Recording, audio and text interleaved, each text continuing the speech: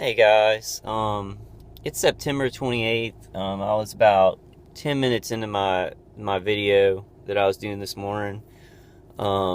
It's 5 o'clock in the morning on September 28th. This is Kyle, aka Vulcan Wolverine. I might go ahead and put that other video out because I kind of explained what was going on last night. But I want to, before I start this video, and I'm just going to go ahead and start this one over. I'm not sure when it's going to end because it looks like my storage is full. I think that's a tactic that they're taking right now, is they're trying to do something to my emails and stuff like that so that my storage fills up and that I can't make a lot of videos. So I've got to go clear out a bunch of my storage. Now I can only get about 45 minutes on tape. But I'm gonna go ahead. I'm gonna start beginning every video with the prayer. The other video that I started that I may put out, is beginning with the prayer, but I might not put it out because I'm gonna kind of go over stuff again in this one. But I'm just gonna go ahead and start this with a prayer. Dear Lord, please give me a stout heart. Give me a clear heart. Make my words help other target individuals. Set my feet on the path. Help us to really say things to non-TIs at this point in time, so that we can get their help. Help us to bring awareness about. Please help these videos to help TIs' lives and to bless their families. Bless all of our families and protect us from this horror. Amen. And so I just want to do a little short prayer before every video, so I can kind of go in the path that God has for me, and say, speak. He can maybe speak through me a little bit. They've been hurting me a lot lately. Yesterday I slept. I maybe slept for 15 hours or something. I slept during the day, and then woke up for Ella's call. When I woke up, I woke up and I was really hurting. It was really bad. It was like this horrible directed dream. Just a lot of weird stuff in it. Just a horrible. Some of it may have been me, but they can get in there and kind of manipulate your dreams, and it was just horrible. And it was while they were microwaving, the side of my face, and the top of my head. I got up to go use the bathroom when I woke up before I got on Ella's call, and then I went back to that same spot, and I kind of put my hand over it, and I still felt the microwave, the directed energy. I felt it heat up the back of my hand. And a lot of other signals, telling me that the guys upstairs, are helping these people. I'm not sure. It's two guys that live there. They have a pink flamingo on the doors. I'm not sure. I'm not sure if it's two guys who are involved in this program or if they lived there before. I'm really not sure about all that. I kind of think that they lived there before and were asked to do this, though, because they don't always, they kind of ease up. They do their own business. They're not on it all the time. Like, the remote attacks are all the time, and I can tell when it's my main organizer. But these guys, they're not attacking. They're not staying on it as much. They were at the beginning, but I think what happens is these people, if they just get people who already live there, I think they told them a lot of lies, and they made them think that, they were just going to get me right out of there, right away. And I think they're finding out that, I'm not leaving, and, I've moved a bunch of times, and, they still hit me remotely, so there's no real use in leaving,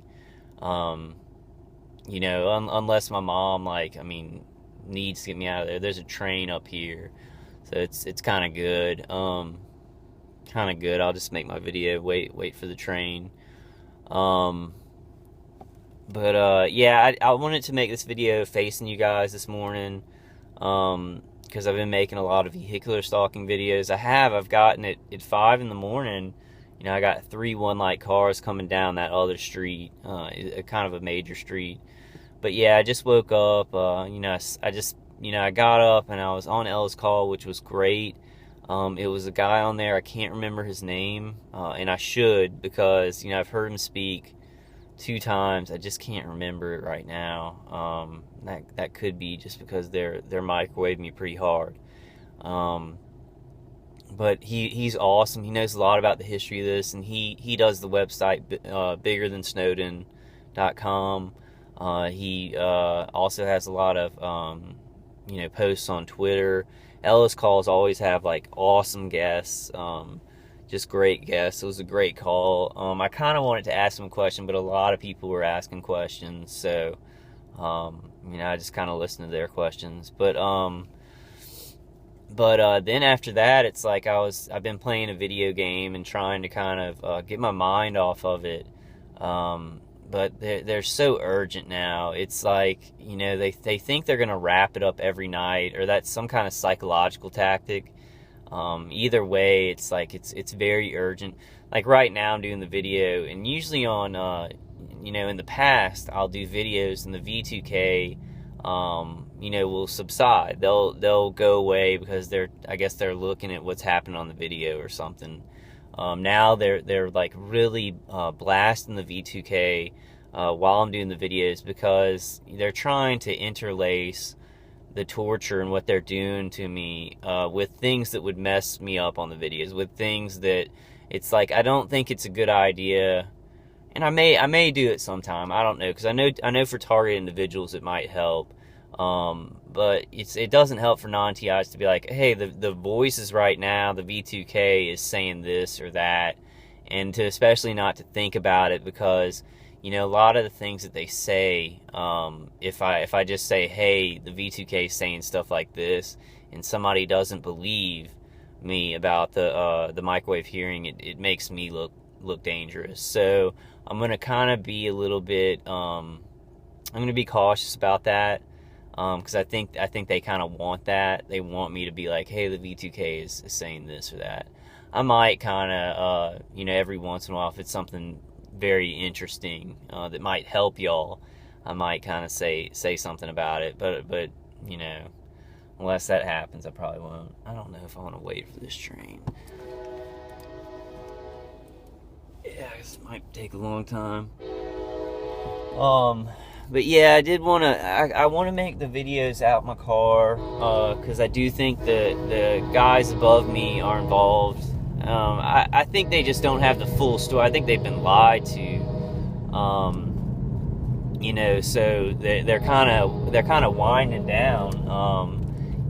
But it was interesting though. Last night I got up, listened to a little bit of Ellis Call, and I went out to go get something to drink, and noticed they were cleaning up. Like I drove back and just like I can see the front of their condo, and I just like glanced up. I wasn't like stalking around there or anything like that. And they were cleaning the front rooms. There's nothing in the front rooms of the condo.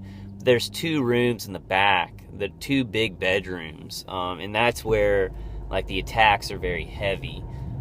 So it's like what they do is they try and make a show, like the guy who lived next to me, he opened his curtains and cleared out one room, like nobody ever went in there. It was an empty room, and he has a wife and 2 kids, and like a whole bunch of people. There'd be visitors over there, but that one room would stay empty, and the curtains would be drawn and you could see into it, but it was an empty room. So it's like he went to these great lengths to pretend that he wasn't doing anything by showing an empty room, which to me, as the guy who's being targeted, I'm like, that's clear evidence. There's a room that's just empty, and he has a whole family, in there. He has a family in there, and he cleared out a room. Nobody's going in there. That's clear evidence to me. But to somebody else, they're like, oh, he opened his windows. but he doesn't have anything in the room. There's nobody in the room ever, like no furniture, anything like that. You know, they have a bunch of stuff in their garage. Like, why wouldn't he use that room? And then these guys, it's like, why at late at night, it was 10:30, you know, why are they in front of the windows, you know, cleaning, and they have their windows open at 10:30 at night? You know, to me, as the target individual, it's very obvious that they're putting on a show for other people. They're trying to show, like, hey, we're not doing anything or whatever. But to me, as the target, like, to other people, it would look like that. They'd be like, look, there's nothing in there. You can see, right? You can see in their windows, and there's nothing in the front of their condo. But to me, it's like, it's just kind of obvious they are involved. Not just because of that, because of a lot of other stuff. You know, right when I walked in, and this isn't the other stuff, there's just stacks of other stuff, you know, that they are involved above me, on some level. But, you know, I was walking back into my condo, and the older guy that I had met walks out with a trash bag right when I'm walking to my door, you know. And it was kind of a weird thing, because, you know, when my ex-neighbor, who is now the main organizer for this, and he's the one hit me with all the remote stuff,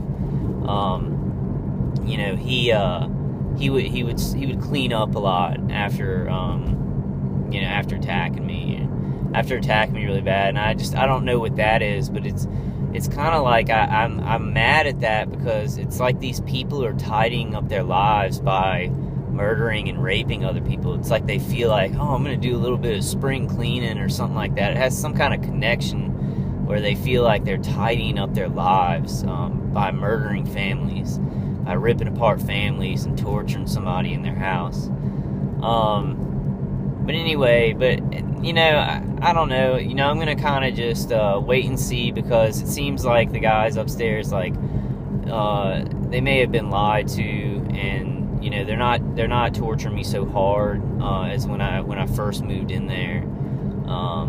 You know, they're not staying on top of things, and I think they're kind of figuring out that, you know, they've been had. They're probably surveilling some of the conference calls and stuff like that, and they're like, wait a second, you know, y'all are telling me that this guy is this and this, but look, all these people who are innocent, this is happening to him. So, you know, and that's going to happen a lot more. You know, and I think that you know, I'm gonna kind of just maybe go talk to him today or something, just about I don't know, just, you know, hey, how are y'all doing? I'm not making too much noise, and just kind of get around them and show them who I am. So if they have been lied to, because it doesn't seem like people put in place after I moved there. It seems like the guys who were there, and now they're just kind of doing this. So you know, and that'll happen a lot more. You know, when awareness increases, and it's super important that awareness increase on this. That people will kind of know. They'll know the deal. They'll know that people are being lied about, and they won't just jump in on this and be like, oh, okay, well, you're telling us this guy is this and that, and they won't believe all the lies. So you won't have as many people around you participating. You know, you'll have maybe the remote attacks. But yeah, so that's why awareness is really important. Because these people won't be able to slink around as much and stay in the shadows. They won't be able to lie to people to get them to kind of pitch in and help. But I've noticed, you know, my V2K is still, you know, it's still the guy that was attacking me in the house. It's still Lynn, and then his little group. It has been for 5 years. For like 3 years it was, or for like a year before that, it was a group of younger people who lived above me. And then before that, I didn't have V2K. I just had the high-pitched noise for about a year or something. So it's been about 7 years of heavy torture. I do like, and lately I've been looking back, and, you know, I had a lot of jaw pains and back of my head pains and stuff like that in college. And, You know, I'm just not quite sure. I have a lot of questions about everything, because if